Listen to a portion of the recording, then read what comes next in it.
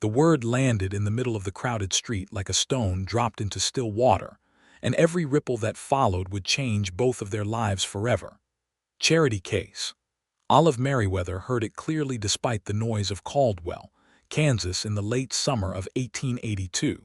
She heard it above the rattle of wagon wheels on packed dirt, above the shouts of drovers pushing longhorns toward the stockyards at the edge of town, above the tinny piano spilling out of the Prairie Star Saloon. She heard it because it was spoken loudly enough to be heard, loudly enough to carry intention, loudly enough to make the woman behind the dry goods counter press her lips together and look away. She heard it because it came from Amos Hudson.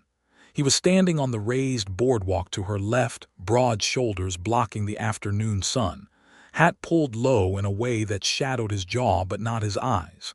Those eyes were slate gray, and they were fixed on her feet, on the shoes she was wearing.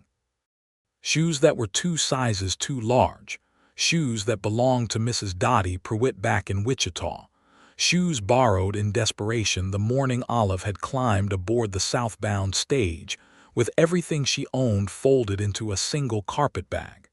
He had not said it to her directly.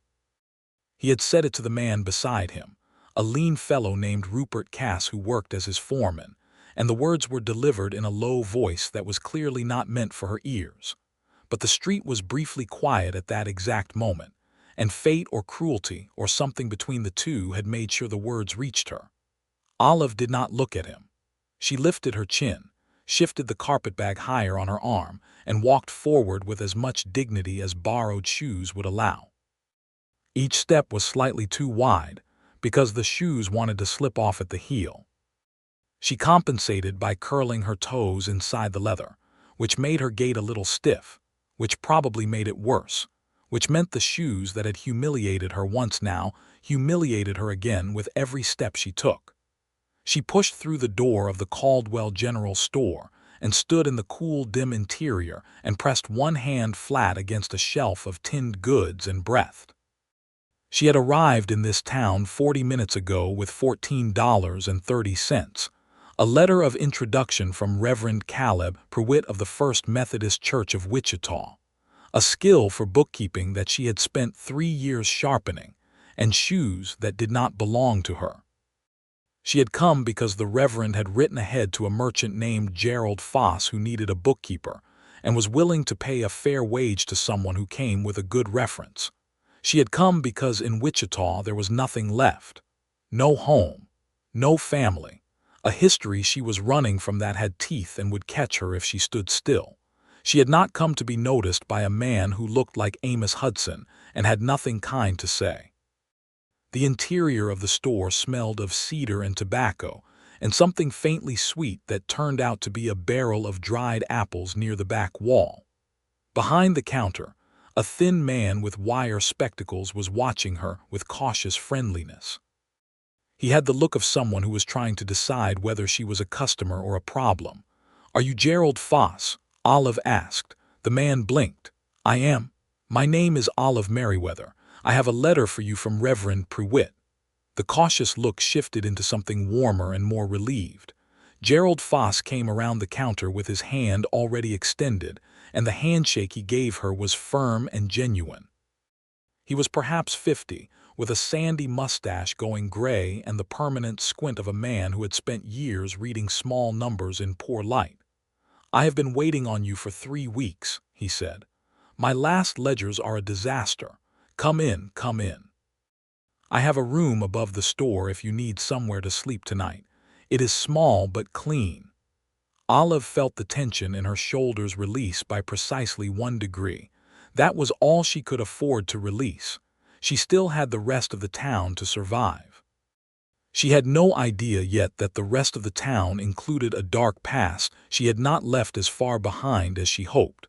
A hidden motive that had followed her down from Wichita wrapped in a telegram, and a rancher who had dismissed her in 12 words and would spend the next several months trying to figure out how to take them back. 3 weeks earlier, the situation that had forced Olive out of Wichita had been set into motion by a man named Clarence Hooper.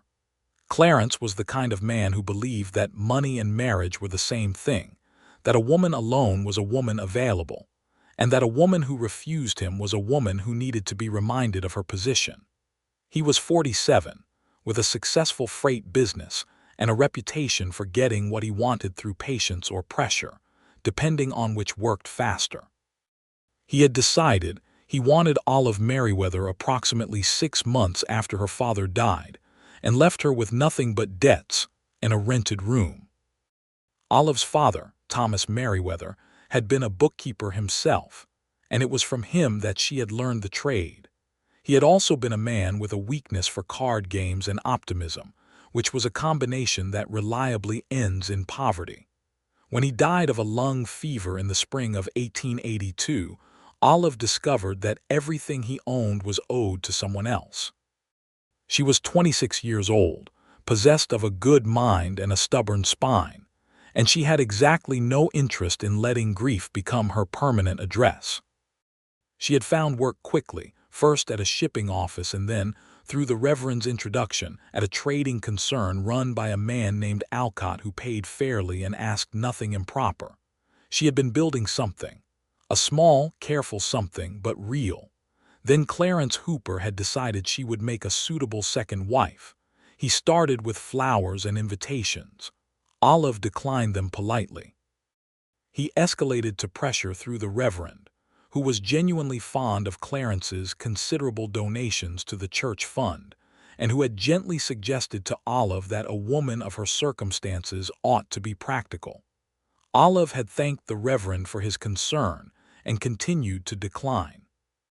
Then Clarence had gone to Alcott and made it known that he would pull his business from the trading concern if Alcott continued to employ a woman who was making Clarence look foolish by refusing him publicly. Alcott, who was a practical man if not a brave one, had let Olive go at the end of the week. That was the moment Olive had understood that she was in a trap, not a metaphorical one, a real one with walls that were closing. Clarence had enough reach in Wichita that he could make it nearly impossible for her to find decent employment, and she did not have enough reserves to wait him out. The only question was how quickly she could find a door before the walls met in the middle. The door had been Reverend Prewitt's letter to Gerald Foss in Caldwell. Olive had swallowed her pride and gone back to the Reverend, not to capitulate, but to extract what use she could from his guilt. The Reverend, who was not a bad man, only a weak one, had written the letter with obvious relief, as if doing something useful for Olive absolved him of having tried to sell her to Clarence Hooper like a contract to be signed. She had borrowed the shoes from Dottie Prewitt because her own shoes had given out on the same week Alcott let her go, and she could not spend money on shoes when every cent mattered, and Dottie had offered without Olive even having to ask. Dottie was a good woman married to a complicated man, which was a condition Olive understood more than she could say. She had arrived in Caldwell in borrowed shoes, and with a debt of gratitude, she intended to pay off by succeeding so thoroughly that no one could ever say she had been given charity and failed to deserve it. What she had not expected was for the first person in Caldwell to notice those shoes to be a man who looked the way Amos Hudson looked. Gerald Foss gave her supper that first night, a plain meal of beans and cornbread and strong coffee, eaten at the table in the storeroom while he showed her the state of his ledgers. The state was dire. Not catastrophic, not the result of dishonesty, but the natural product of a man who was extremely good at selling things and extremely bad at writing down what he had sold. Numbers appeared in the wrong columns. Expenses were recorded on whatever scrap of paper happened to be nearest, and then stuffed between the pages rather than transferred to the proper register. 3 months of accounts were, in Gerald's own word, navigable if by navigable one meant willing to spend a week untangling something that should have taken an afternoon. "You will need 2 weeks to get this straight," Olive said, not unkindly. "I suspected as much," Gerald said. "Is that a problem?" "No. I would rather know honestly than discover it halfway through and feel tricked." Gerald looked at her with a kind of respect that she recognized as rare. "You are direct. My father used to say that honesty is only painful when you have been expecting flattery," Olive said. He was a bookkeeper. Was. He died in April. I am sorry. Thank you, Olive said and meant it and moved on because grief was not something she had the luxury of sitting inside for long. She spent that first evening sorting papers and did not go out again until the following morning. When she did, she was wearing her own shoes, which she had washed and let dry overnight, and which were thin at the sole but serviceable.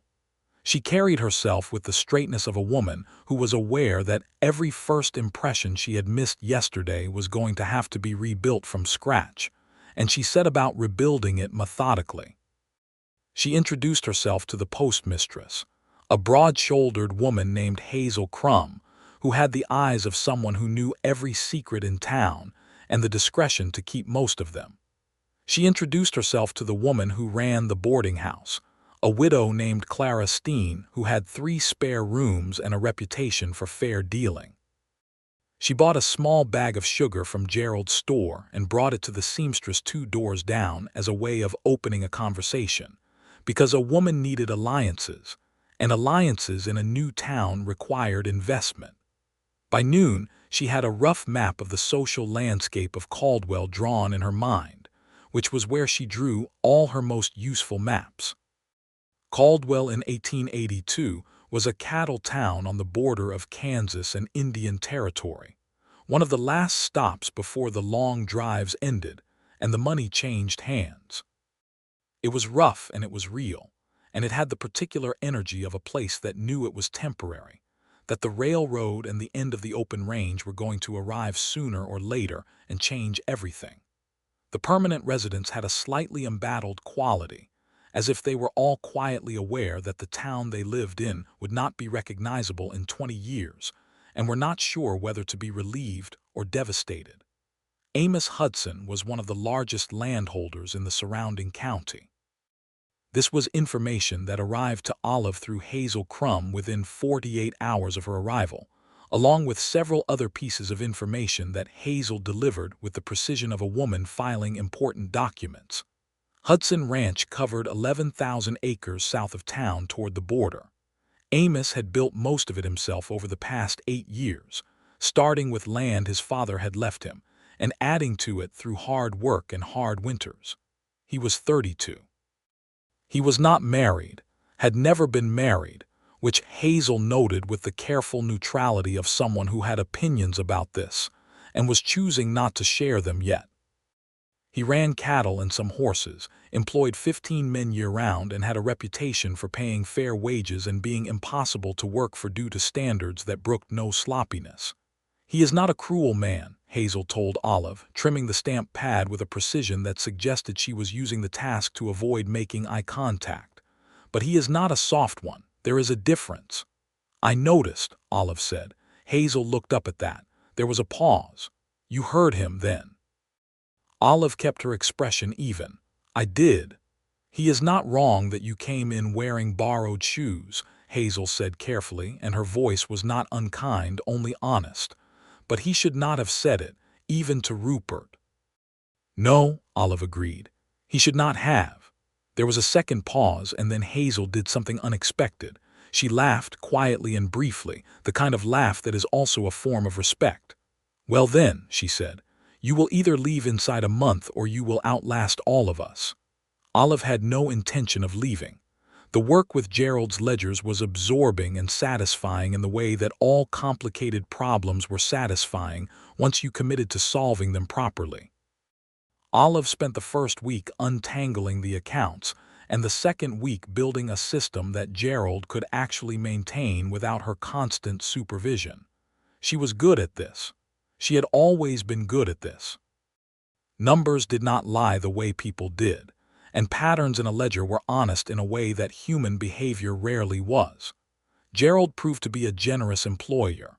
He paid her on time, asked her opinion on pricing decisions, and within 2 weeks had started deferring to her judgment on supplier negotiations in a way that told her he was either genuinely impressed or strategically humble.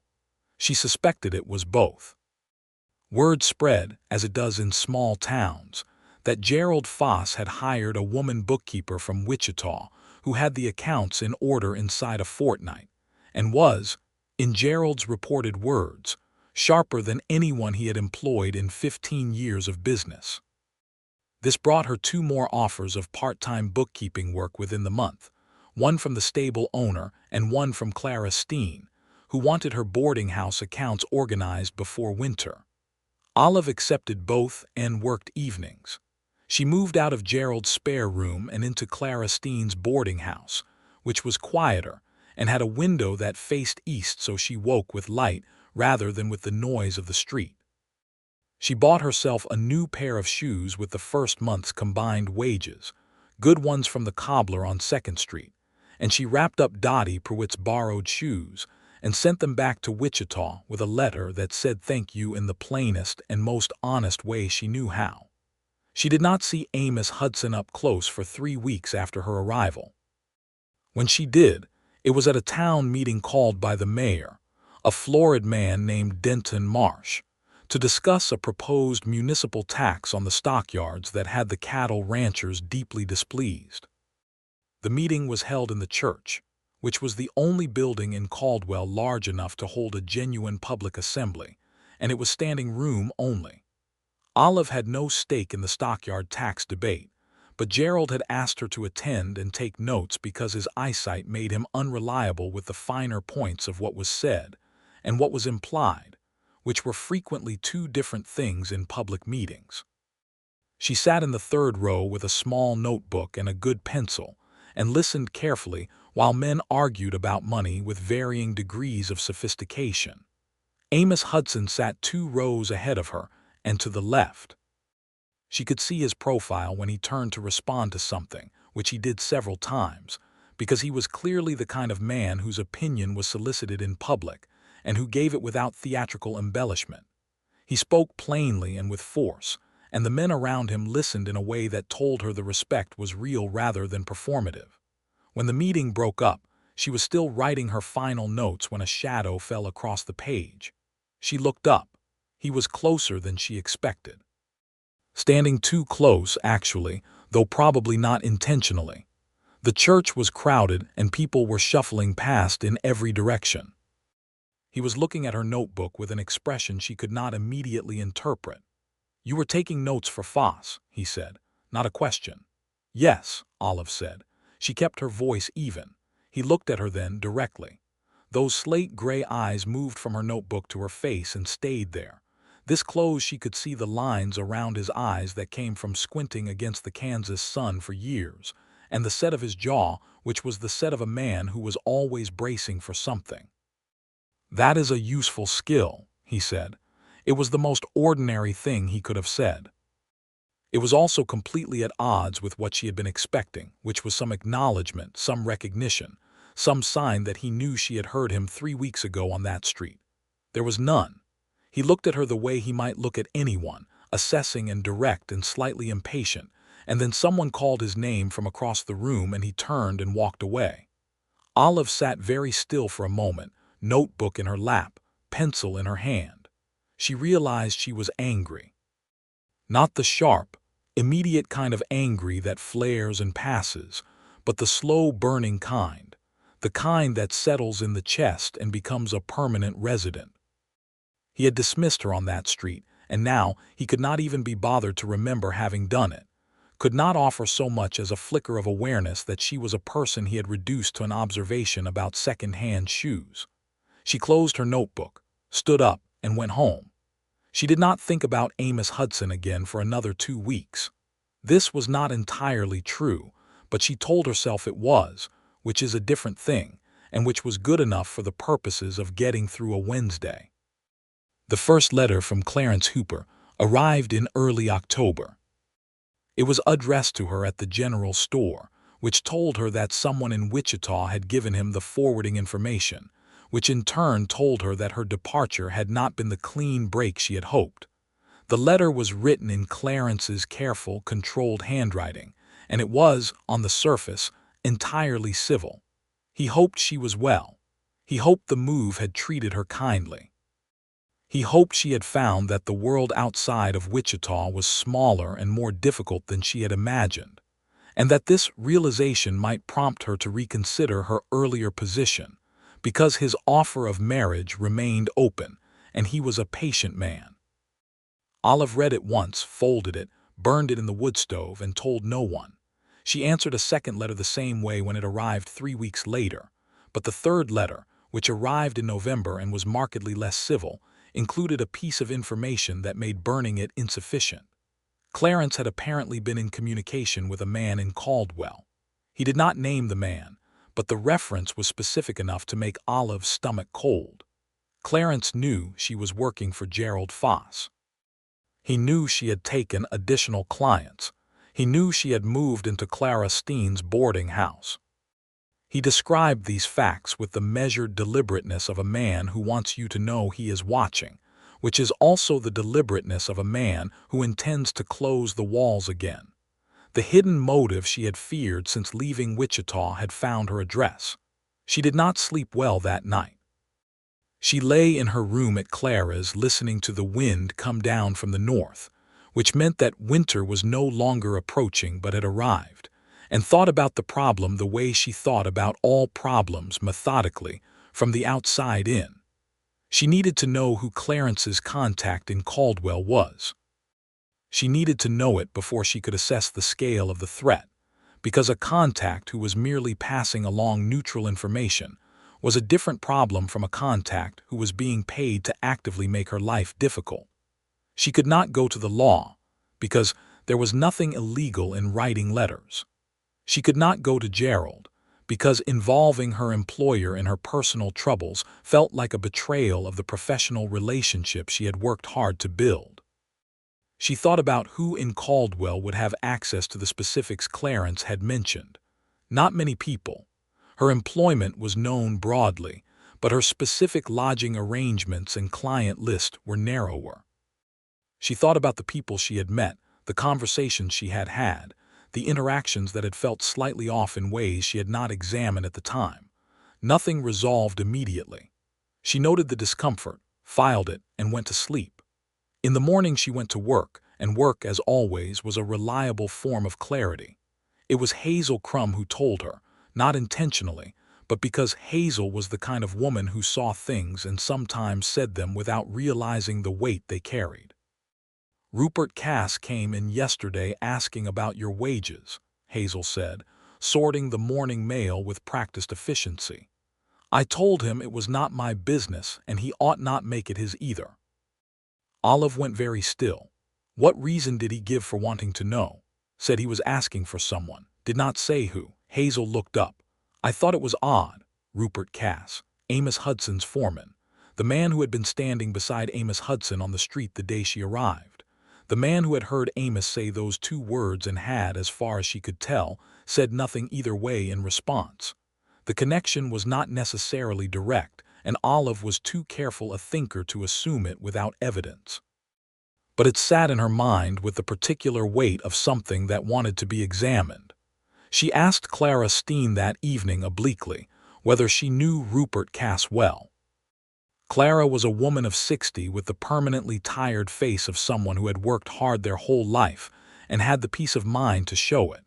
She thought about the question for a moment while she poured their evening tea.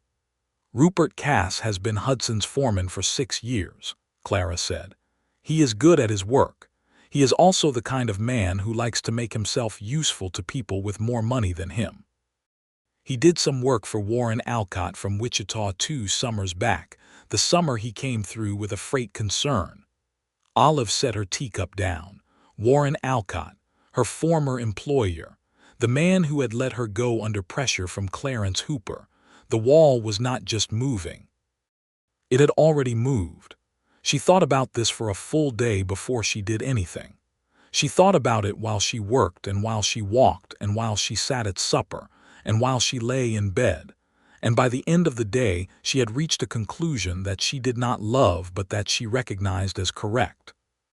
She needed to confront the situation directly, not by going to Rupert Cass, who was not the origin of the problem but only a hired instrument of it, but by addressing Clarence Hooper's reach in a way that made continuing it unprofitable. The question was how. She was still working through this question when she had her second real conversation with Amos Hudson. It happened at the general store on a Tuesday morning in mid-November, when the cold had settled in properly, and the sky was the color of pewter, and people moved through the streets with the purposeful quickness of those who had given up pretending the weather was temporary.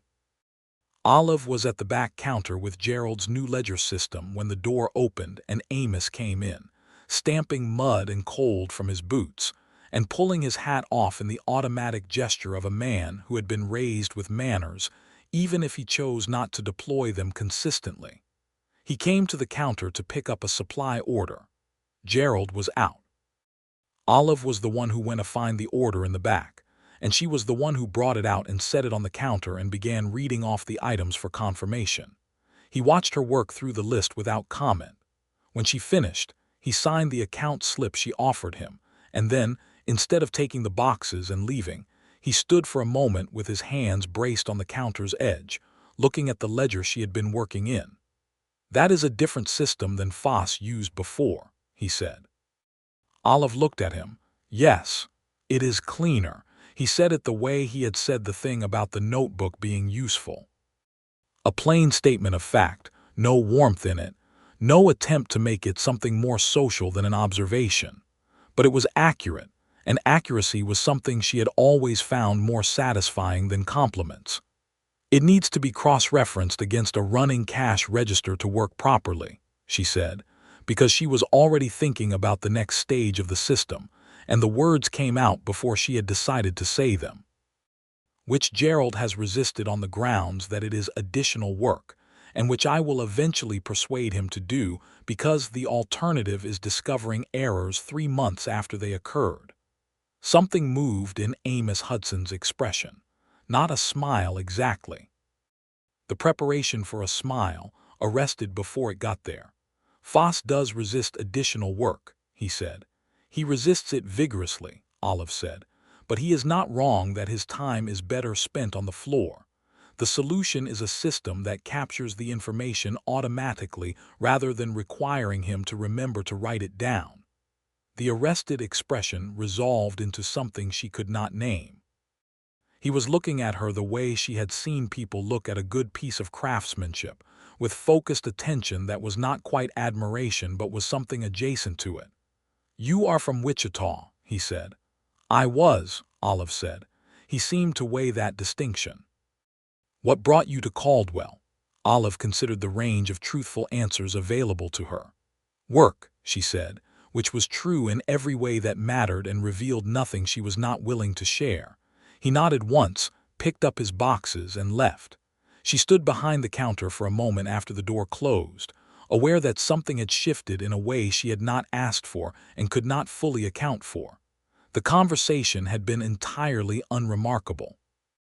It had also been the first exchange she had had with a man in this town that felt like an exchange between equals, like two people who both happened to be competent and happened to be in the same room, and were therefore briefly, accidentally, on level ground. She did not examine this feeling too closely. She had other things to think about. The confrontation she had been building toward came in December, and it came from an unexpected direction. Clarence Hooper arrived in Caldwell on a Thursday. Olive was at the boarding house when Clara told her, and Clara told her quickly, and with the look of a woman who understood the significance without having been told the full story, because she had been reading the situation in Olive's face for 2 months. "He came in on the noon stage," Clara said. "He is staying at the Drovers Hotel. He asked the clerk for your whereabouts." Olive sat down, not from weakness but from the need to think, and she thought better when she was seated. She had 2 choices. She could leave, which was not a choice she was willing to make because she had built something here and leaving meant Clarence won, which meant she would be leaving the next town too, and the one after that indefinitely until she ran out of towns or ran out of courage. She could stay and face whatever he intended. She stayed. He came to the general store the following morning, which told her that his contact had told him where to find her, which in turn told her that the contact's usefulness to Clarence was active and ongoing.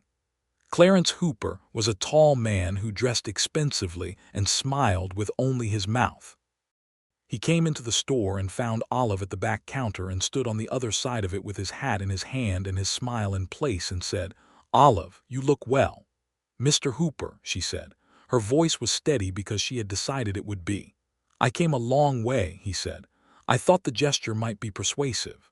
"The gesture tells me that I did not go far enough," Olive said. His smile did not waver, which was more unnerving than if it had. "You are alone in a strange town," he said. "You have no family. Your position here is new and dependent on the goodwill of people who know nothing about you.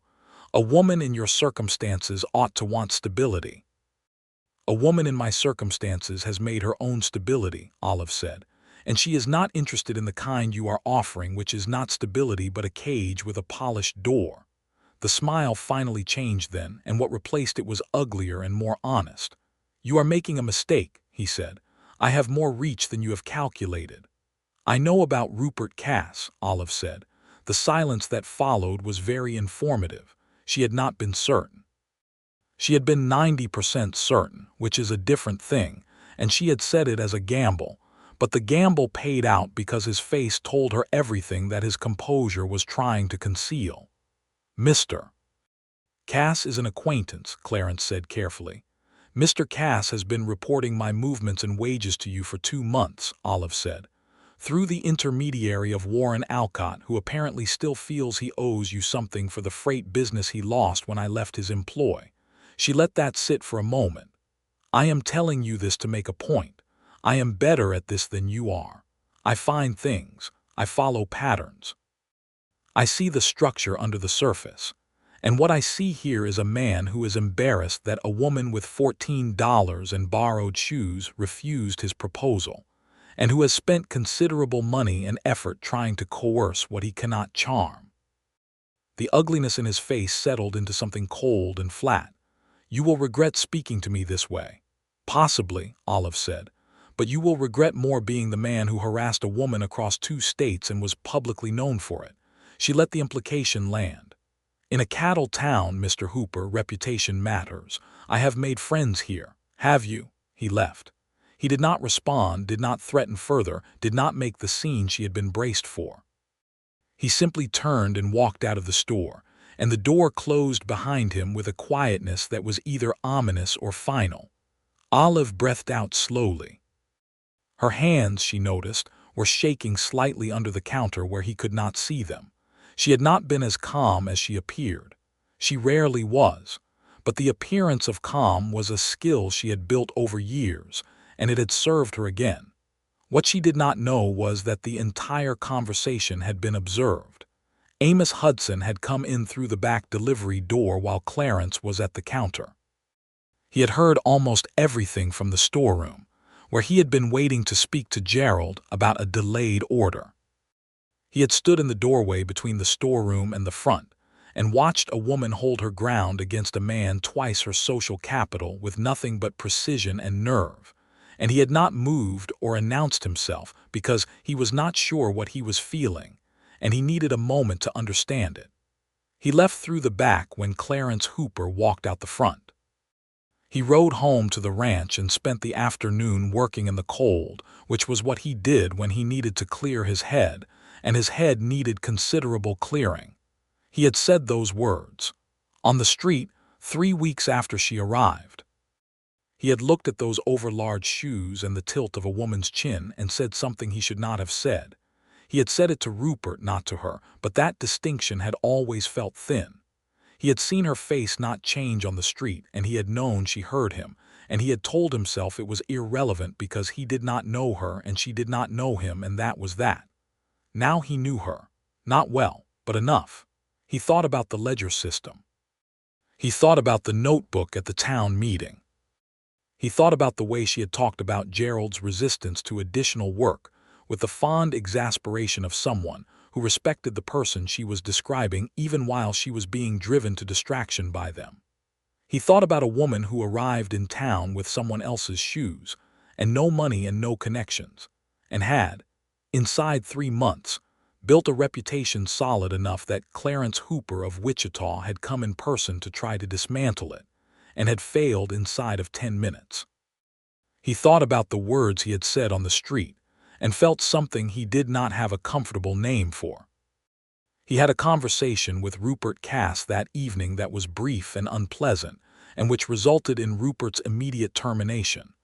Amos was many things, but he was not a man who employed someone who was being paid to surveil a woman in town on behalf of a man who was trying to coerce her.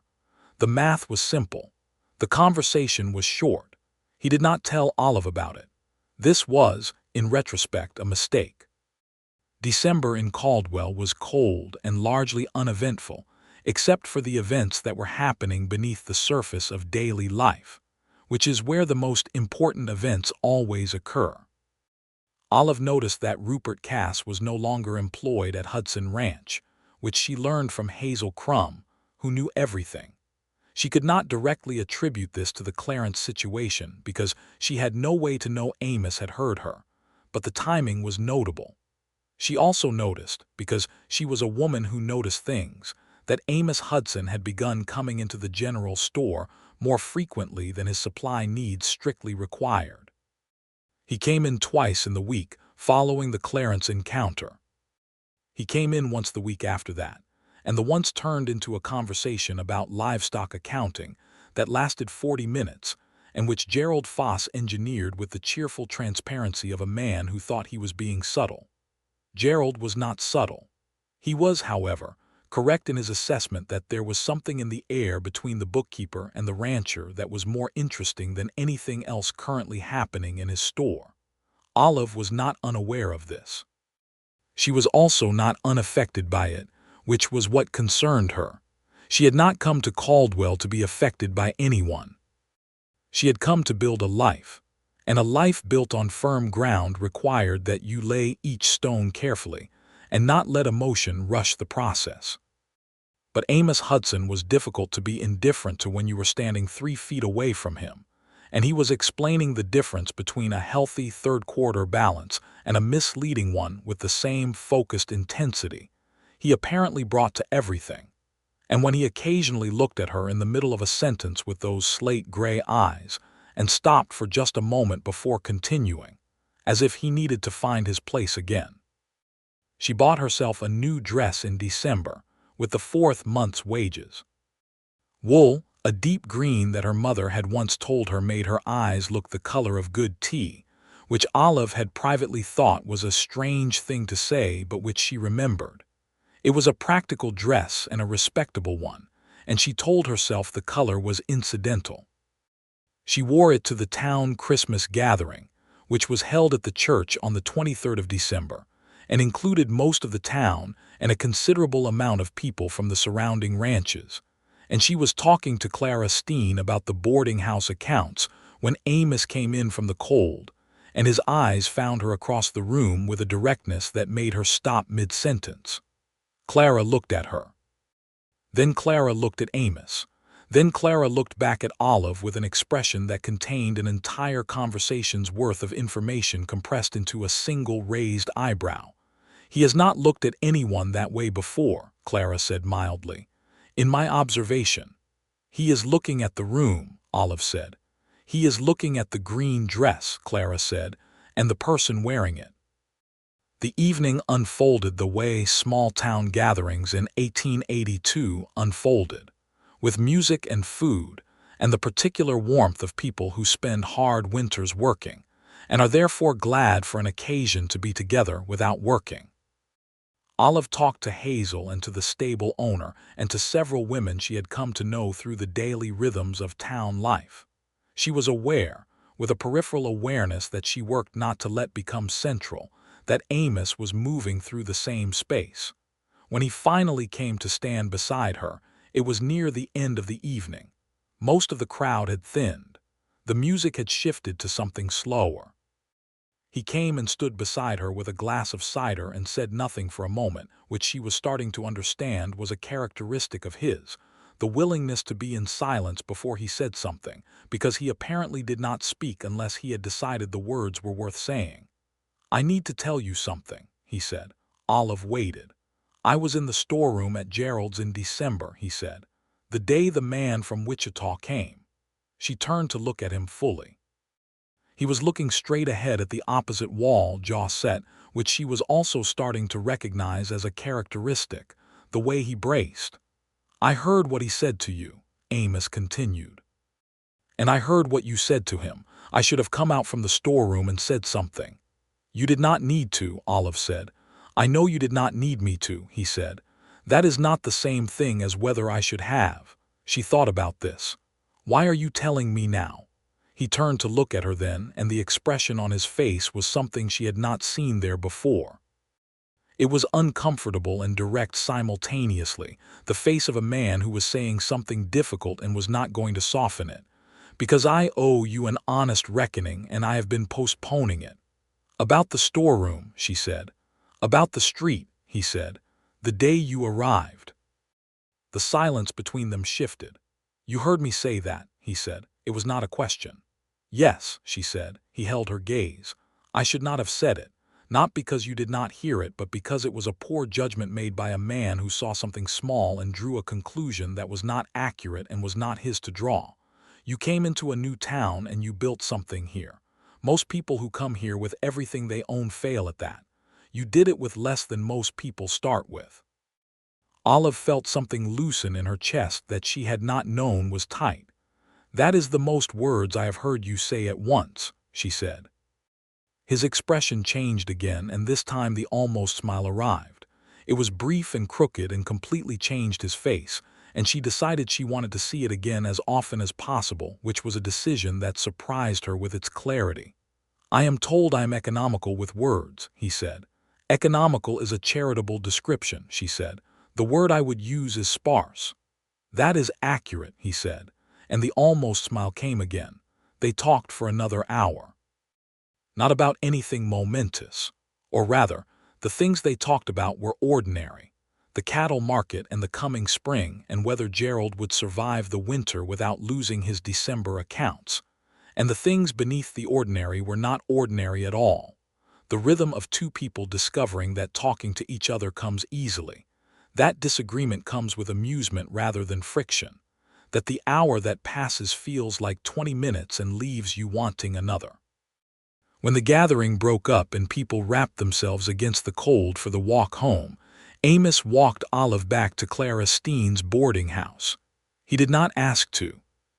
He simply fell into step beside her and she let him. At the gate of the boarding house they stopped.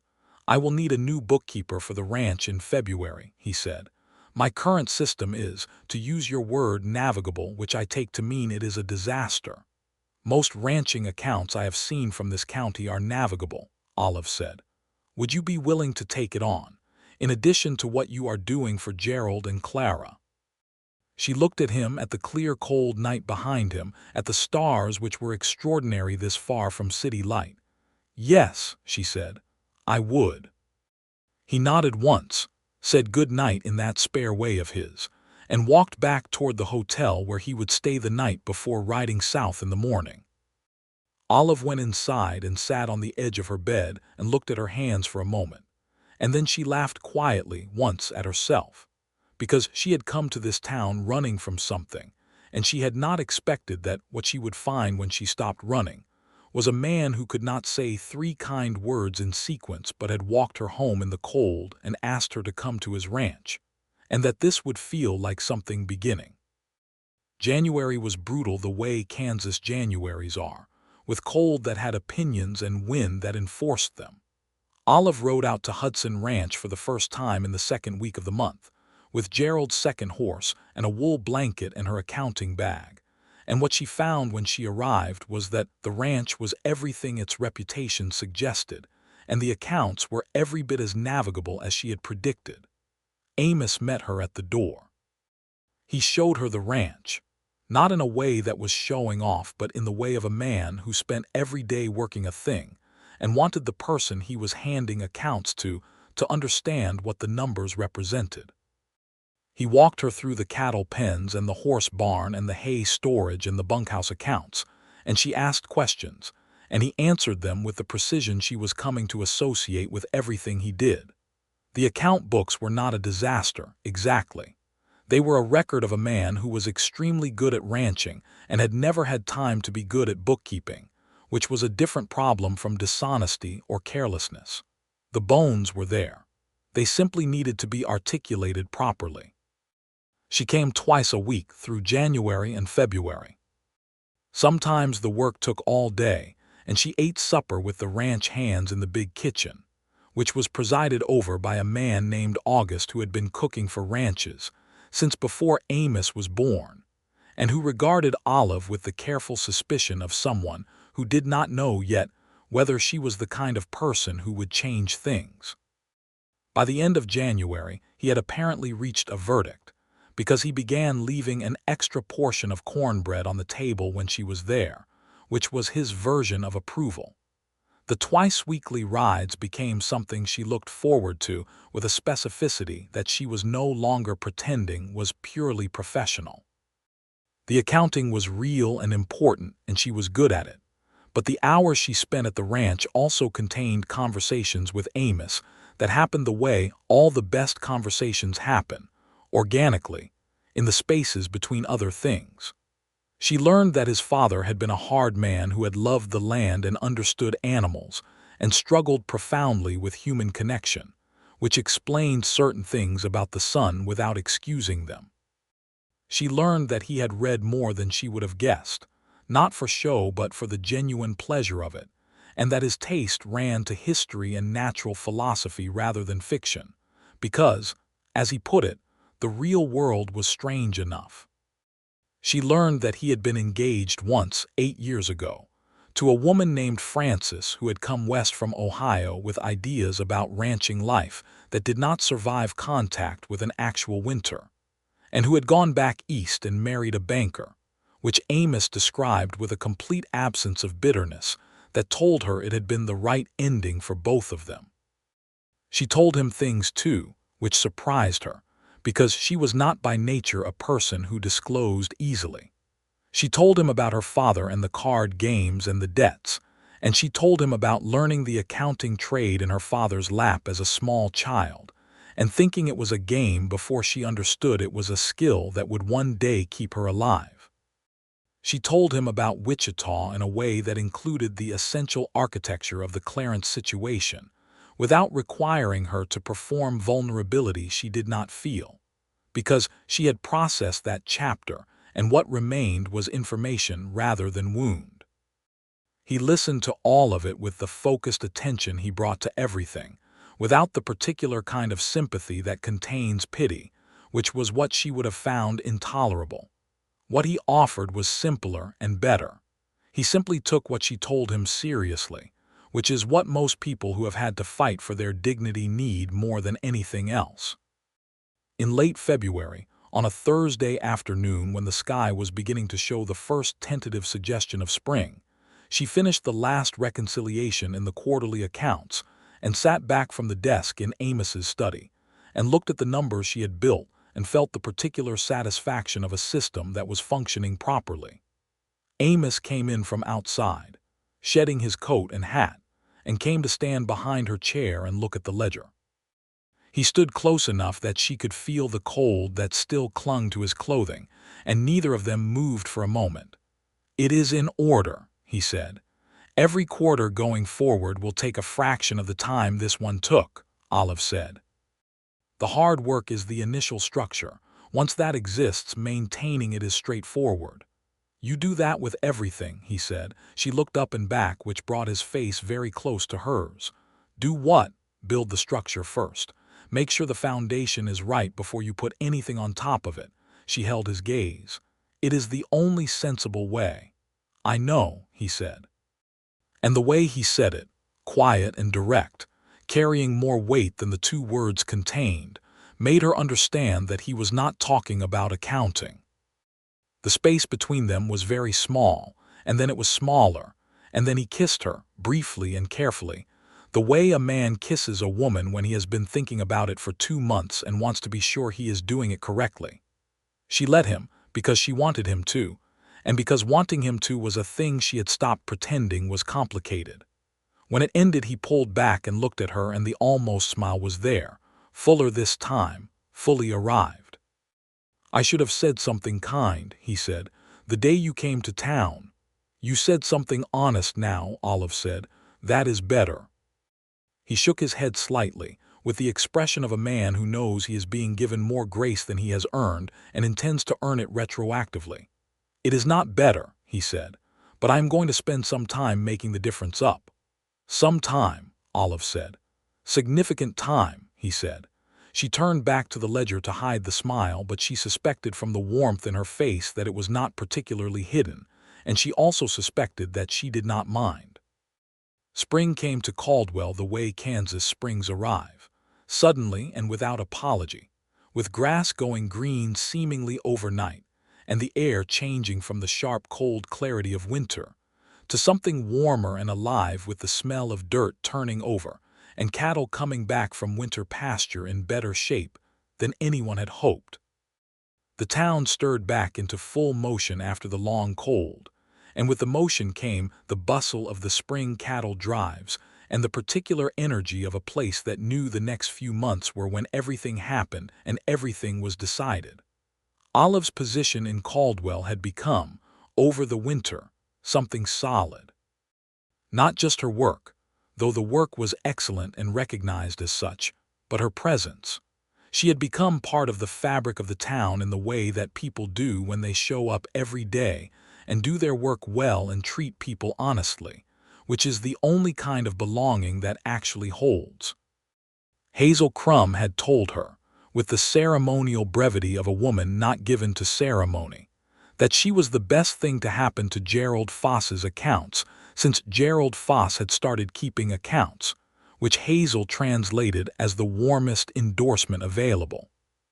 The relationship between her and Amos developed the way things develop when both people are careful, and neither one is in a hurry to be careless with something that matters.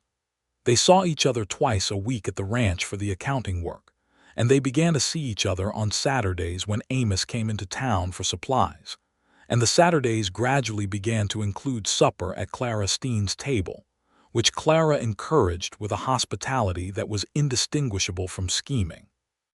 He brought her a book in March, A Natural History of the American Plains by a professor from the University of Chicago, which was a recently published thing and cost considerably more than the casual gift it appeared to be. He set it on the counter in front of her at the general store without comment, and she picked it up and turned it over and looked at him. I thought you might find it interesting, he said. This is not a general store item, Olive said. No, he agreed. She looked at him for another moment. Thank you, Amos. He had not offered his Christian name until February. She had not used it until March. The first time she did, something moved across his face that was not the almost smile but was more affecting than it, something quieter and more private, and she had filed that away in the part of her mind where she kept things that she intended to think about properly later. She read the book in a week. They spent 2 Saturday evenings discussing it, which were the best 2 evenings she could recall in a long time, because Amos had opinions that were informed and sometimes wrong and entirely willing to be challenged, which was the combination she found most engaging in anyone. He told her, in April, that he loved her. He said it without dramatic preparation, which was entirely consistent with everything else about him. They were sitting on the porch of the ranch house after supper in the late spring evening, with the sky going rose and gold over the flat western horizon and the sounds of the ranch settling into evening quiet. He was looking out at the land and she was reading, and he said it in the same tone he might have said anything else, plainly and without embellishment. I love you, Olive. She set the book down. She looked at him at the profile turned toward the horizon, the jaw set in its habitual brace. You could have led with that, she said. He looked at her then.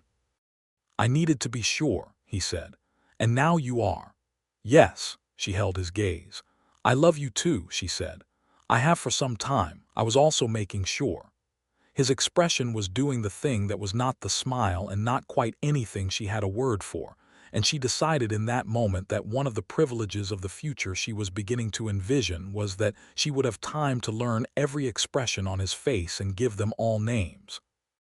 He reached across the gap between their chairs and took her hand, and they stayed like that while the light finished dying over the western edge of Kansas, And Olive thought about borrowed shoes, and the way a person's starting point is rarely their permanent address. And she was grateful with a depth she could not easily quantify for the combination of stubbornness and luck and one rancher's belated decency that had brought her to this porch, this evening, this hand holding hers in the dark. He asked her to marry him in May. He did it characteristically, without theater. He came into town on a Saturday with a ring that had been his mother's, a simple gold band with a small garnet that caught the light in a way that was more beautiful for being plain.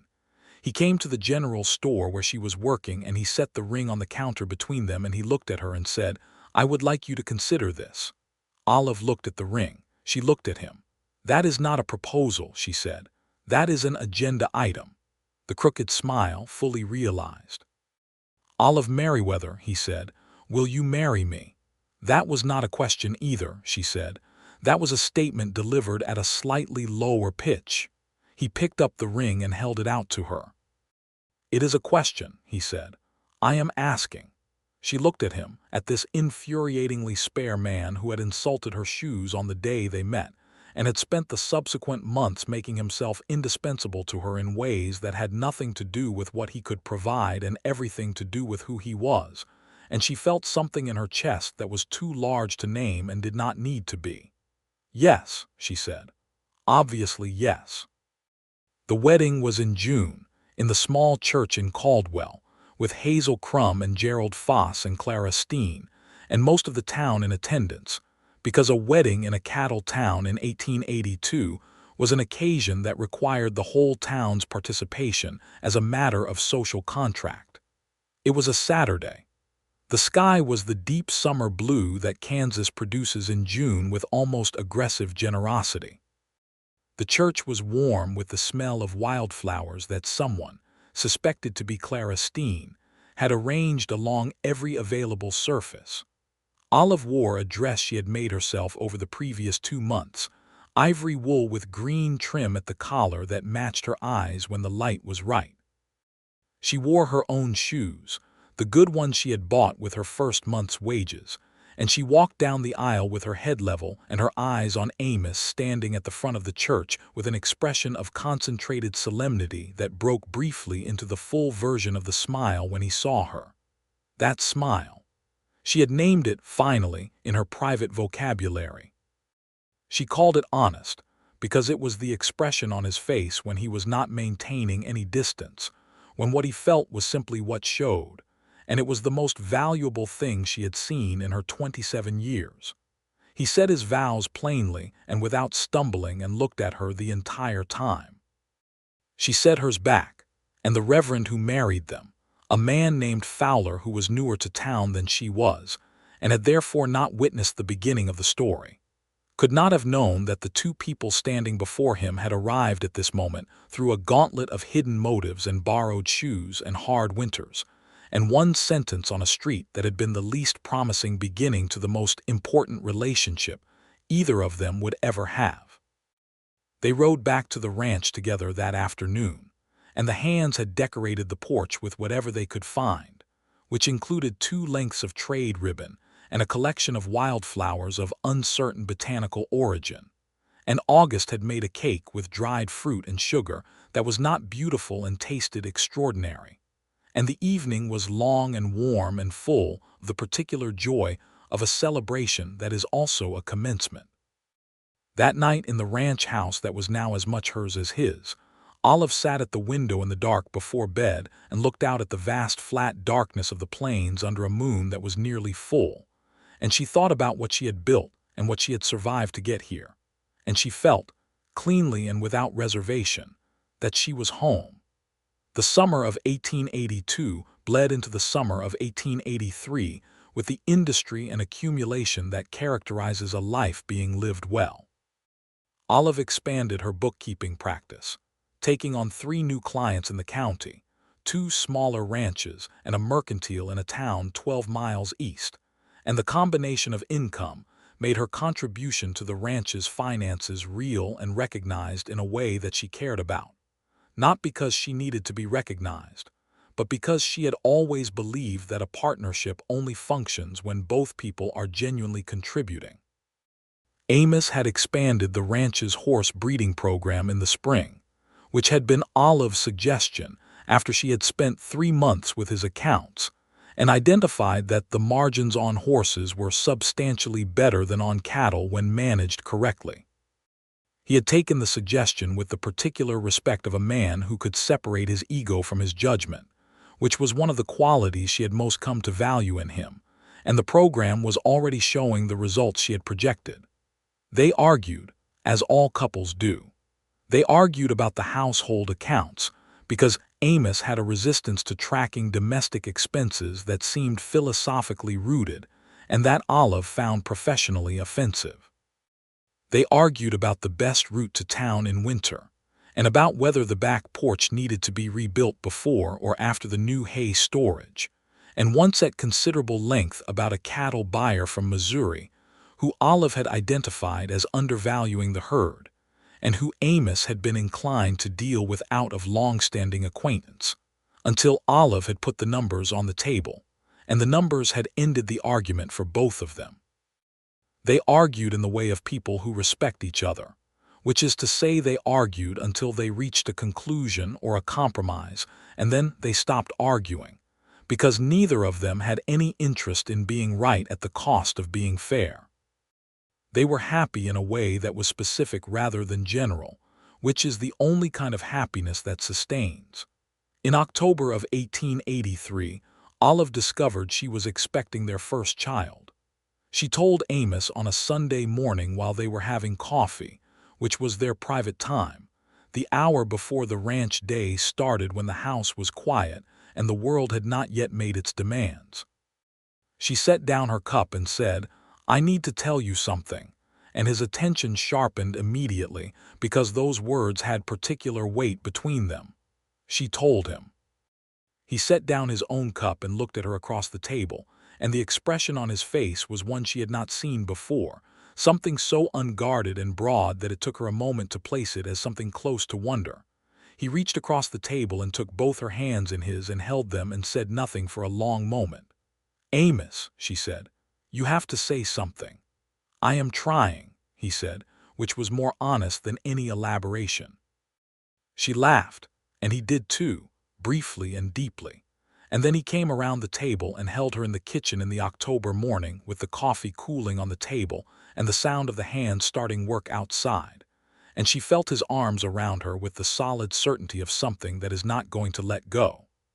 The winter of 1883 into 1884 was long but manageable in the way that things are manageable when you are facing them with someone.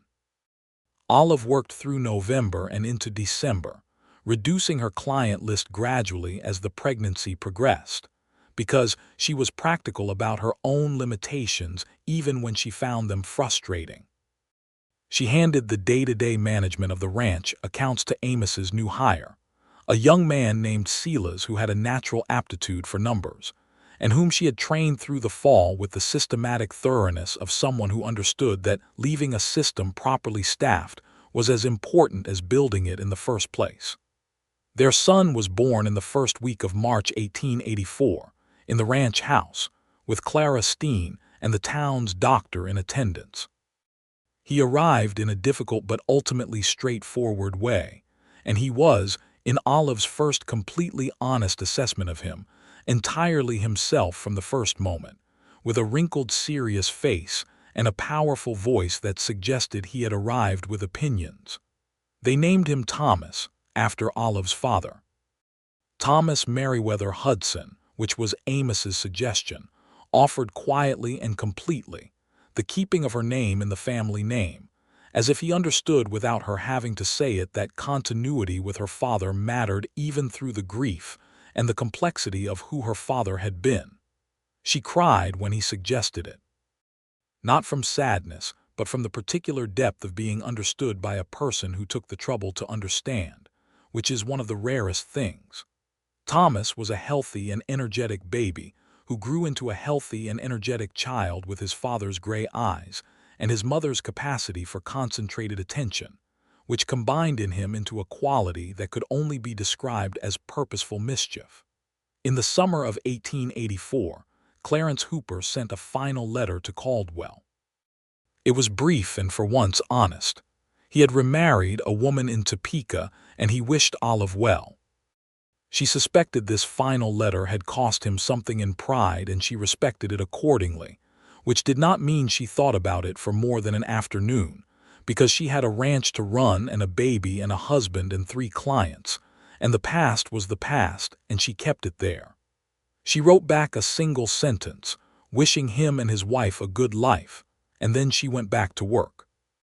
The years between 1884 and 1887 were years of building in the specific way that the late frontier period built things, with hard work and uncertain weather, and the gradual evolution of a life from its initial rough structure into something more settled and fine-grained. The ranch grew. The horse breeding program became the largest component of Hudson Ranch's income by 1886, and Amos's reputation for quality horses spread through the cattle counties of southern Kansas and into Indian Territory, bringing buyers from distances that would have seemed implausible a few years earlier.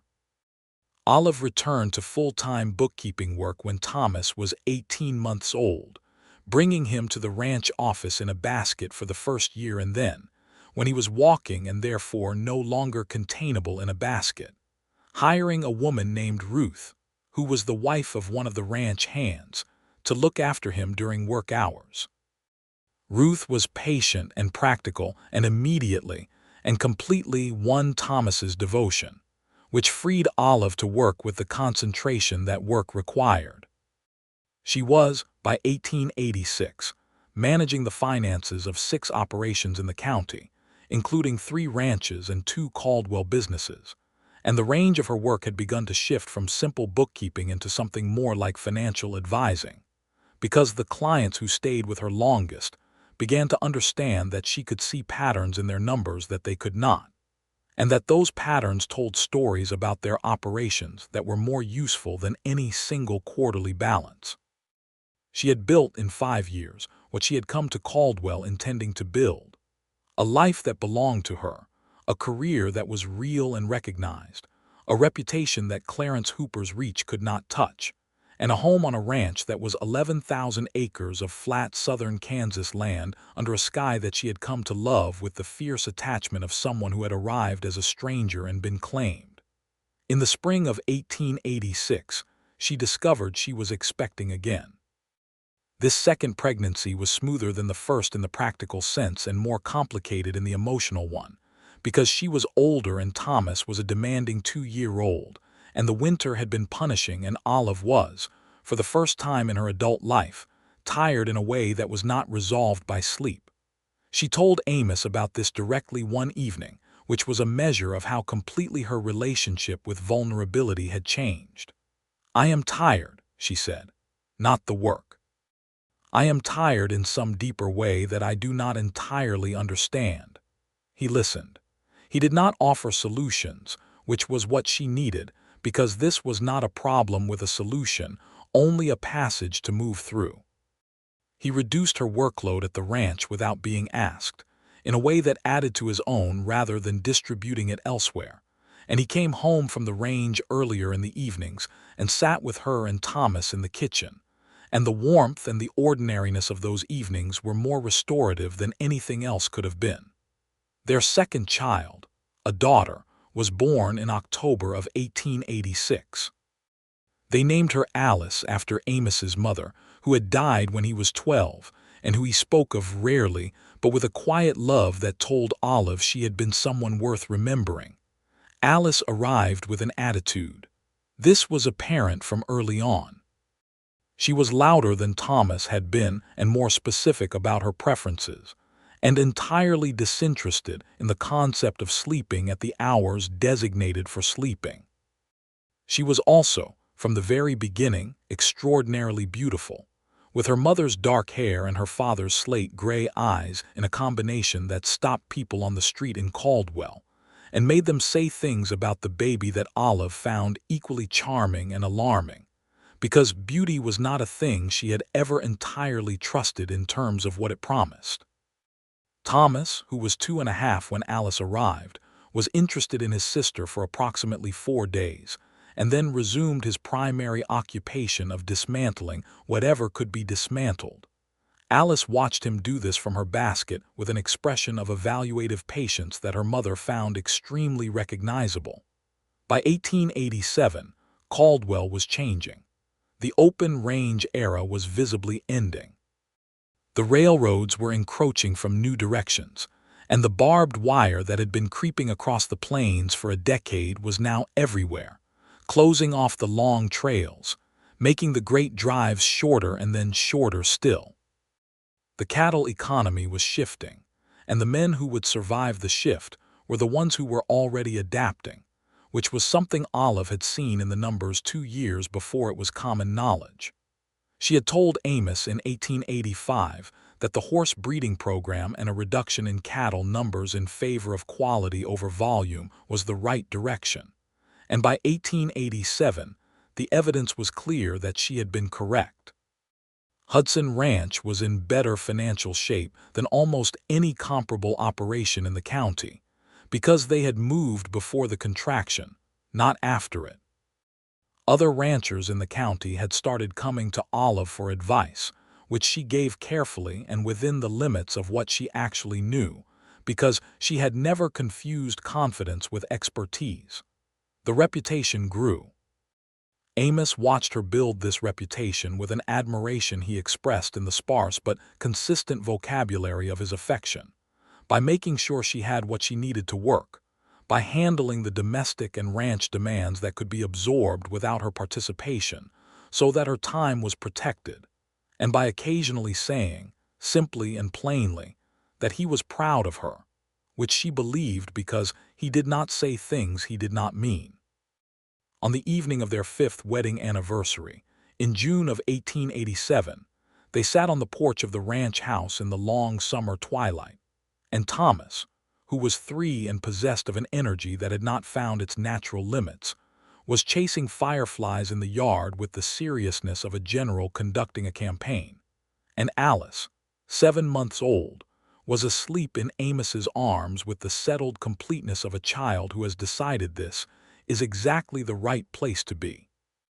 Olive sat beside her husband and watched her son in the yard and her daughter in her husband's arms, and felt the weight of the 5 years and the shape of the life she had made. And she thought, not for the first time, about the woman who had arrived in this town in borrowed shoes with $14 and a letter and a hidden motive following her, and a man on the street who had looked at her feet and said 2 words that were not kind. "Amos," she said. Well, he said, in the particular way that meant he was present and listening. "Thank you," she said. He looked at her. He knew what she was thanking him for, which was not any single thing but the accumulated everything, the whole shape of what they had made together. She could see that he knew in the way he looked at her, with the full version of the honest expression, unguarded and complete. "You built this," he said. "We built this," she said. He did not argue because it was true, and because Amos Hudson did not argue with true things. He shifted Alice slightly in his arms so that he could reach over with his free hand and find Olive's hand in the dusk, and he held it with the same solid certainty with which he had held it the first time, in that kitchen, on that October morning, when she had told him about Thomas, and he had been looking for words. Thomas caught a firefly in the yard and held it up, triumphant, its light blinking between his small cupped hands, and he called out to them to look, and they both looked, and the light blinked twice more, and then Thomas opened his hands because he was already a child who preferred creatures free, and the firefly lifted away into the dark, and the evening closed around all 4 of them like something held carefully. 2 months after their anniversary, a letter arrived from Dottie Prewitt in Wichita. Dottie wrote cheerfully and at length, as she always did, because Dottie was a woman who believed in correspondence the way some people believed in religion, with conviction and regularity. She wrote about the Reverend and about Wichita, and about a new women's society she had joined that was doing work around education, and at the end of the letter she wrote something that made Olive sit very still. Clarence Hooper had died in June. His wife was well and had taken over management of the freight business, which Dottie reported she was doing extremely competently. There was no malice in Dottie's report, and there was none in Olive's reception of it. A man had died and a woman was rebuilding, and life was continuing in its relentless and occasionally merciful way. Olive folded the letter and held it for a moment, and then set it aside. She felt the absence of the old fear, which was not a dramatic absence but a quiet one, the way you sometimes only notice the end of a sound after the silence has been present for a while. She went back to work. There was a quarterly reconciliation for the home and ranch due by Friday, and she had spotted an inconsistency in November's feed expenses that wanted examination. Autumn arrived in that particular Kansas way, abrupt and golden, and with it came a new project that Olive had been thinking about for several months. She had been keeping notes on the financial practices of the ranches she worked with, patterns she had observed about what distinguished the operations that survived hard years from those that did not, and she had been wondering whether this knowledge was something that could be made more widely useful than her one client at a time approach allowed. She brought the idea to Amos over supper, hesitantly, because it was still rough, and he listened to the whole thing before he said anything. "You are describing a school," he said. "A workshop maybe," Olive said, "not a formal school. A meeting twice a year, where ranchers and their families could come and learn the practical aspects of financial management that most of them were never taught." He thought about this. Who would come? Ranchers who have seen their neighbors go under in bad years and understood that the difference was not always the weather or the cattle prices, Olive said. Some of them are starting to understand that the numbers matter as much as the land. And you would teach it. I would organize it. I would teach some of it. I might bring in others for different elements. He looked at her with the evaluative focus he brought to things he was taking seriously. "You should do it," he said. She looked at him, just like that. "You have been thinking about it for months," he said. "It shows in the thinking. The idea is sound. The need is real." He picked up his fork. "Do it." She organized the first workshop in January of 1888, held over 2 days at the church in Caldwell, and 23 people attended from 11 different operations across the county, which was more than she had expected, and which told her that the need she had identified was real. She taught the principles of ledger organization and cash flow management, and the difference between capital investment and operating expense. And she answered questions for 2 days straight, and left the church on the second evening with the bone-deep tiredness of someone who has worked very hard and done something genuinely useful. Amos picked her up in the wagon, Thomas asleep on the bench seat wrapped in a blanket, Alice sleeping against Thomas's shoulder in the compact way of a toddler who has decided that her brother is an acceptable pillow regardless of his opinion on the matter. "How was it?" Amos asked as she climbed up beside him. "Overwhelming," Olive said. "Necessary. I want to do it again in the summer." He handed her the reins for a moment while he arranged the blanket more securely around the children, and then he took them back, and they drove south through the cold toward the ranch, and the stars were what they always were out here, extraordinary, the whole vault of the sky doing what it only does away from city light, blazing and intimate and vast. "I should have said something different on that street," Amos said, out of nowhere, which was entirely consistent with the way his mind worked, circling back to things from unexpected angles. Olive looked at him in the starlight. "You have said that before." "I know," he said. "I will probably say it again." She thought about this. "What would you have said if you had said something kind?" He was quiet for a moment. Not the empty quiet, but the full one, the one where he was actually considering the question. "I would have said that a woman who arrives in a strange town with borrowed shoes and her chin up and her eyes forward is someone worth watching," he said, "because she has already decided to stay, and not many people have that much intention in them on the first day." Olive sat with this for a while, with the wagon moving south, the children sleeping, the stars doing their extraordinary thing overhead. "That is a very good thing to say," she said finally. "It would have been nice to hear on that street." "Yes," he said, "it would have been." "Say it now," she said. He looked at her, the honest look unguarded. A woman who arrives in a strange town with borrowed shoes and her chin up and her eyes forward is someone worth watching, he said, because she has already decided to stay. She reached over and took his arm and leaned her head against his shoulder, and the wagon moved south through the dark Kansas night, and Thomas and Alice slept in the lamplight, and the stars were vast and full of nothing malicious, just light and distance and the patient indifference of the universe to human arrangements, which was somehow more comforting than its opposite, and the ranch was ahead of them and warm, and tomorrow was a day she intended to live forward into without looking back. In the spring of 1888, Gerald Foss retired. He sold the general store to a younger man from Abilene and moved into the east bedroom at Clara Steen's boarding house, from which position he spent his retirement conducting lengthy and unnecessary inspections of Caldwell's commercial life, and offering unrequested opinions to anyone who would stand still long enough to receive them, which turned out to be most of the town, because Gerald was, at his core, entertaining and was missed at the counter, even by the people who claimed to find him exhausting. On the day of the sale, he came to find Olive at the ranch, which he had never done before, arriving in a borrowed buggy with the slightly anxious dignity of a man who is about to be sentimental and is not sure how he feels about this. "I want you to know," he said, standing in the doorway of the ranch office with his hat in his hands, "that what you did for my accounts, and what you built from what you did for my accounts, is the best professional thing I witnessed in 30 years of business." "And I was good at business." Olive stood up from behind the desk. "Gerald, I am not finished," he said. "I also want to say that when Reverend Pruitt's letter came and I hired a woman I had never met on the recommendation of a man I had met once, I did not know what I was getting, and what I got was a great deal better than what I expected, and I expected quite well. So," he put his hat back on, slightly too quickly, with the air of a man who has finished saying something he was afraid would embarrass him. "That is what I wanted to say."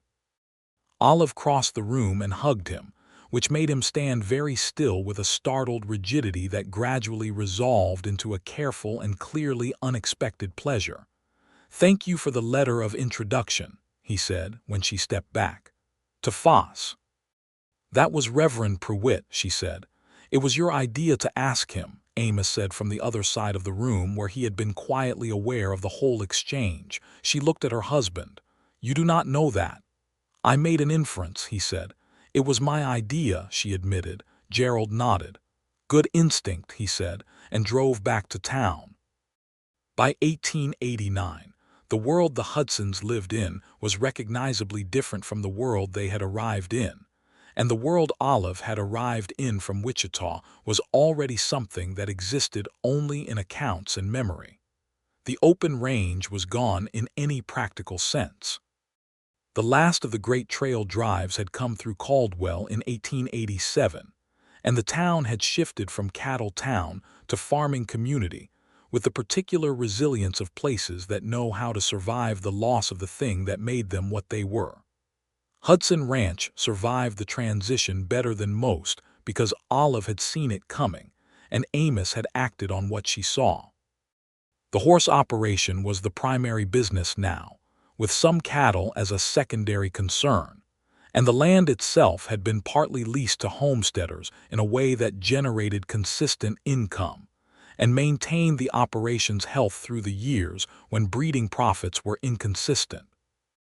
Thomas started school in the fall of 1889, at 5 years old, and immediately demonstrated his mother's quality of focused attention applied to the problem of reading, which he took to with a speed that surprised his teacher, and which Olive watched with the quiet recognition of someone seeing a familiar thing in a new version. Alice, 3, was outraged at being left behind when Thomas went to school, and compensated for this injustice by following Amos around the ranch with the dedication of a shadow, learning the names of every horse and the specific habits of every ranch hand, and the particular vocabulary of her father's work with a speed that made him look at Olive sometimes with an expression of mingled amusement and recognition. "She is you," he said once, watching Alice conduct a detailed interrogation of the stable hand about the feeding schedule. "She is herself," Olive said. "But yes." Life continued in the way of good lives, not without difficulty, but with the difficulty distributed through a frame that was solid enough to bear it. A harsh winter in 1890 took 3 of the horses and half the beef cattle, and cost them 2 months of hard financial management, during which Olive's accounts and her ability to see clearly in crisis made the difference between a setback and a catastrophe. A dispute with a neighboring rancher about water rights in 1891 required a territorial legal proceeding that was expensive and stressful and ultimately resolved in Hudson Ranch's favor, partly because Olive had kept meticulous records of their water use since 1883, and those records constituted the clearest evidence in the proceeding. She delivered the relevant ledgers to the territory judge with the calm precision of someone who has spent years understanding that the truth is most powerful when it is documented. Amos watched her do it and thought, not for the first time, about a street in 1882 and a woman with borrowed shoes and 2 words he should not have said, and the distance between that moment and this one was the whole story, was everything he had built that actually mattered. Their 3rd child, another son, arrived in the spring of 1892. They named him James, after no particular predecessor, but because Amos had always thought it was a straightforward name for a person who deserved a clear start, and Olive had agreed after approximately 3 seconds of consideration. James was, from the beginning, an easy child in the best way, settled and curious and content, in a way that his older siblings had each, in their different ways, declined to be. He watched the world with round, dark eyes that had his mother's coloring and some expression in them that was entirely his own from the first day.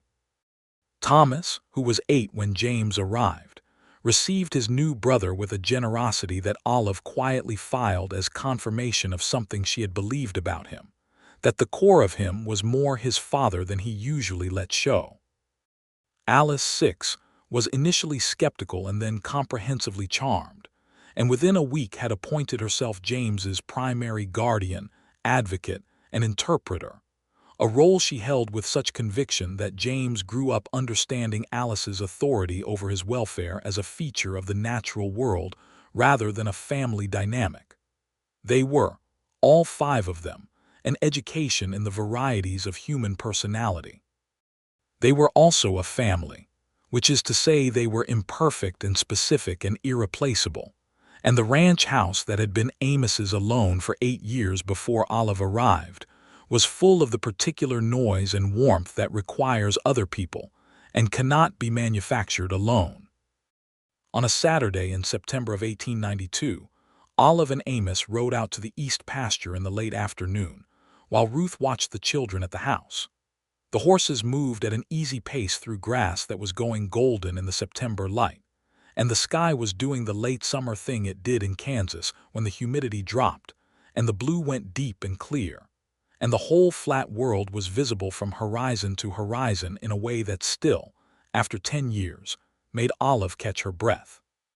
She had been thinking about something for several weeks and had been waiting for the right moment, which this felt like. "I want to expand the workshop," she said. Amos looked at her. "The financial workshop. I want to make it formal," she said. "Not just twice a year in the church. I want to find a permanent space and run it regularly. And I want to expand the curriculum to include women's financial management, because the women who run the household accounts are making financial decisions that their husbands are not even aware of, and most of them have had no instruction whatsoever and are doing it entirely by instinct. And instinct is good, but knowledge is better." He was quiet for a moment in the full way. She waited. "There is the old Foss storage building on 2nd Street, he said. "Gerald mentioned last year he wanted to sell it. We could look at purchasing it." Olive looked at him. "You have been thinking about this." "I noticed you thinking about it," he said. "I thought ahead." This was so entirely him that she could not decide whether to be exasperated or charmed and settled on both. "You could have told me you were thinking ahead." "I was waiting to see what you wanted," he said. "I did not want to get ahead of you." She turned this over. He had seen her circling something, had identified what it was, had taken a step toward making it possible, and had waited for her to arrive at the same place in her own time without pushing her there. She thought about the woman she had been in 1882, moving carefully through a world that kept trying to tell her she needed someone's permission to take up space, and the woman she was now, 10 years later, on a horse in her own pasture with her own children at home, and her own work expanding, and a man beside her who understood the difference between support and control and had always, from the beginning, chosen correctly. "Let us look at the building," she said. They bought the building in October. Olive spent the winter planning the curriculum and recruiting the first formal cohort of students, which included 12 women and 9 men from across the county, and the teaching began in January of 1893 and continued without interruption from that point forward. Hazel Crum, who was now the postmistress emerita, having trained a successor, attended the first session and sat in the front row with her arms folded and her eyes sharp, and at the end of the second day she came to Olive and said, "You should have done this in 1883, which was Hazel's version of a standing ovation, and Olive accepted it as such. Clara Steen died in the winter of 1893, peacefully, in her sleep, which was the ending she had deserved. She had been, from the beginning, one of the people Olive credited for her survival in those first months, the woman who had offered a clean room and a fair table at the precise moment, when having those things made the difference between getting established and failing too. Olive spoke at the funeral, briefly and truthfully, and what she said was that Clara Steen was a woman who made space for other people without making them feel small for needing it, which was a rarer gift than most people recognized. Amos stood beside her at the funeral with his hand in hers, and Thomas and Alice and James in the pew beside them, and the church was full of the people who had known Clara for 30 years, and outside the Kansas winter was as cold as it had been the winter Olive arrived with borrowed shoes and a carpetbag and everything to prove. She had proved it. She had built it and kept it, and it was real. The years continued, as years do, with their ordinary architecture of small events and large ones, the children growing and changing and becoming more themselves in the way that children do when they are given room.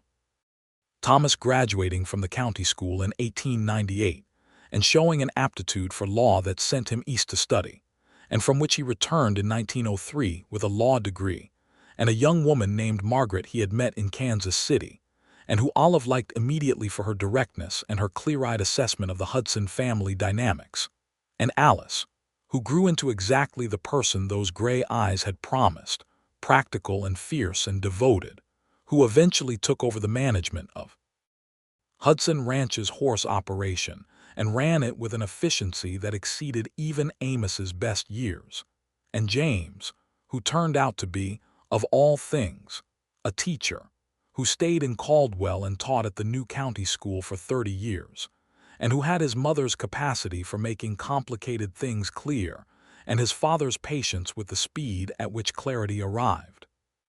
And Olive and Amos, in the ranch house that had grown and changed with them, on the land that was 11,000 acres of flat southern Kansas under the same enormous sky, in the life they had built from the most unpromising of beginnings, one borrowed shoe at a time. On a warm evening in the summer of 1895, when the children were in their various states of present and absent, and Thomas was home from his first year of study and Alice was 12, and conducting a one-sided argument with a fence post she was trying to repair, and James was 7 and asleep in the house, Olive and Amos sat on the porch. The sky was performing its extraordinary end-of-day exhibition, the kind of sunset that happens in open country when there is nothing between you and the horizon to interrupt the spectacle, all burning orange and rose and a deep blue-green above that, the whole thing reflected in the flat face of the sky with an extravagance that seemed to be showing off. "Tell me something," Olive said. "What do you want to know?" Amos said. "What you thought," she said, "that first day, the street." He was quiet for a long moment. The sunset continued its performance. In the yard, a cricket started up experimentally. "I thought you were afraid," he said finally. "Not that you showed it, you showed nothing. But I knew what borrowed shoes meant, that you had come with less than you wanted anyone to see, and something about the way you were walking, the way you were carrying yourself, was the way a person carries themselves when they are terrified and have decided that terror is not an option." Olive listened. "And I said the wrong thing," he said. "Because I did not know what to do with that, and men who do not know what to do with something often say the wrong thing instead of the honest thing." "What was the honest thing?" she asked. "That I wanted to know who you were," he said, "which was true from the first moment and which I did not admit to myself for months." She looked at him in the fading light, at the face she had been learning for 13 years and had not finished learning, at the jaw set in its habitual brace and the gray eyes that were, in this light, almost silver, and she thought about all of it, the whole shape of the story, the borrowed shoes and the 2 words and the ledgers and the ring on the counter and the children and the school and the life. All of it leading from that street to this porch on this evening with this man who had been wrong about her first and right about everything after.